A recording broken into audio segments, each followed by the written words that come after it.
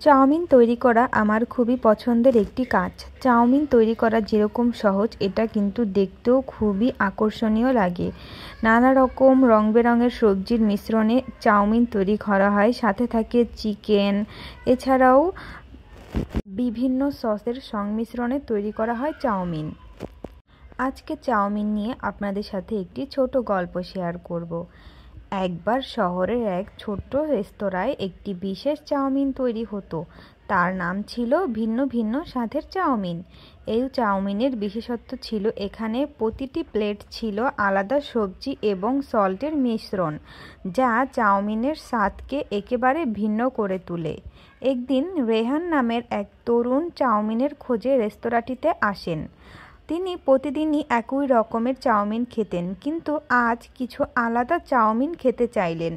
রেস্তোরাঁর মালিক পঙ্কজ তাকে একটি বিশেষ চাউমিন সাজেস্ট করলো, যেখানে ছিল সল্টের সংমিশ্রণ।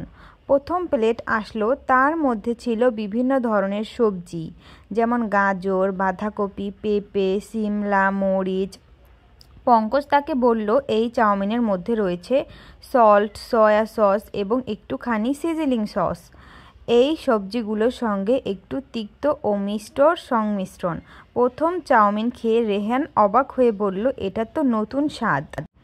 তারপরে দ্বিতীয় প্লেট আসলো, যেখানে ছিল সাদা গোলমরিচের সাথে শসা, পেঁয়াজ ও টমেটো। পঙ্কজ বললেন এই চাউমিনের একটুখানি গোলমরিচের ঝাঁঝ রয়েছে, যা মুখের স্বাদকে আরও অনেক বেশি বাড়িয়ে চলছে। রেহান খেয়ে বলল এটা আরও তীক্ষ্ণ এবং খুবই মজাদার।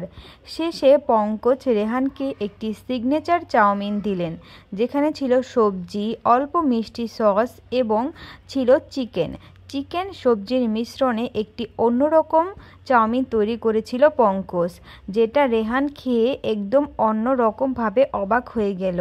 কারণ এটা এত বেশি সুস্বাদু ছিল যে রেহানের প্রতিক্রিয়াই হারিয়ে গিয়েছিল, কারণ এটা খুবই সুস্বাদু ছিল।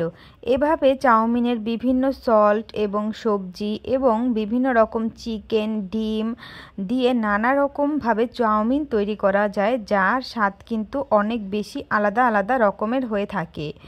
এরপরে রেহান বুঝলেন সবজি, সল্ট, চিকেনের সংমিশ্রণে আলাদা আলাদা রূপে চাউমিনকে তৈরি করে খাওয়া যেতে পারে। এই কাহিনীর মধ্যে রয়েছে যে কোনো খাবারের সঠিক উপকরণ, সঠিক মিশ্রণই পারে খাবারকে আকর্ষণীয় এবং মজাদার করে তুলতে।